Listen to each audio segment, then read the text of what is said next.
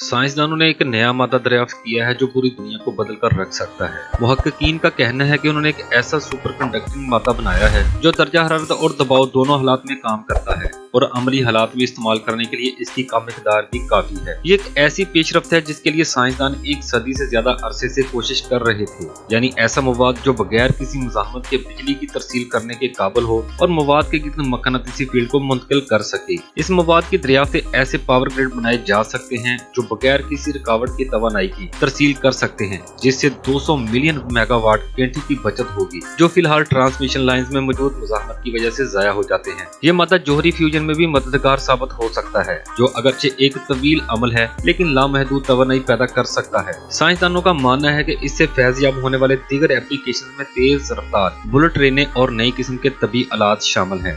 मौजूदा दरियाफ्त में काम करने वाले साइंसदान रंगा दियाज की सरबराही में एक टीम ने पहले की 2 तहकीक में इस हवाले से कम पेशरफ्त का मुशाहिदा किया, लेकिन उन्होंने इस तरह के सुपर कंडक्टिंग मवाद की तख्लीक की रिपोर्ट दी थी जो nature and physical review letters में शाया हुई थी। साइंसदानों के नुक्ता नजर पर उठाने वाले सवालात के बाद एडिटर्स ने बिल आखिर नेचर पेपर को वापस ले लिया, लेकिन इस बार प्रोफेसर दियास और इनकी टीम का कहना है कि उन्होंने ऐसी ही तनकीद से बचने के लिए अजाफी इक़दाम किए हैं। साइंसदानों ने पुराने पेपर्स की तौसीक करने के लिए एक लैब में जमा किए गए नए डाटा के साथ साइंसदानों की एक टीम के सामने इसका अमली मुजाहिरा किया और नई तहकीक के लिए इसका अमली काम शुरू किया। इस मादे को इसके रंग और फिल्म स्टार ट्रैक की मुनासबत से रेड मैटर का नाम दिया गया है। उन्होंने ये नाम इसे तख्लीक करने के अमल के दौरान दिया जब साइंसदानों ने देखा कि इसका रंग हैरत अंगेज तौर पर बहुत चमकदार सुर्ख है। प्रोफेसर दियास और इनकी टीम ने यह नया मादा लियोटियम नामी नायाब जमीनी धात को हाइड्रोजन और नाइट्रोजन के एक छोटे हिस्से के साथ मिलाकर बनाया। इसके बाद उन्हें 2 या 3 दिन के लिए ऐसे बुलंद हरारत पर रद्द अमल जाहिर करने के लिए छोड़ दिया। पेपर के मुताबिक कंपाउंडिंग का रंग इस अमल के बाद गहरा नीला हो गया, लेकिन इसके बाद इसे बहुत ज्यादा दबाव दिया गया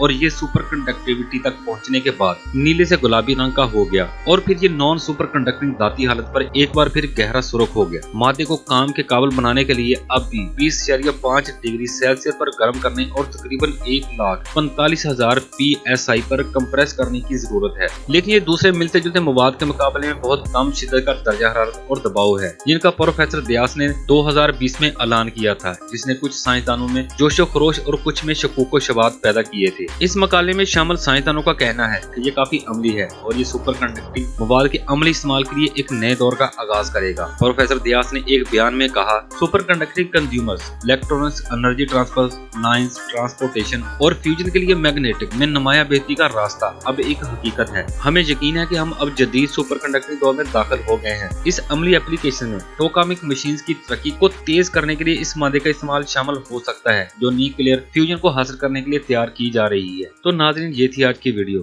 कैसी लगी आज की वीडियो कमेंट करके जरूर बताइएगा और हमारी मजीद अच्छी वीडियो देखने के लिए हमारे चैनल को लाइक करें, सब्सक्राइब करें और बेल नोटिफिकेशन को जरूर प्रेस करें ताकि हमारी आने वाली तमाम वीडियो सबसे पहले आप तक पहुंच सके। मिलते हैं अगली वीडियो में, तब तक अल्लाह हाफिज।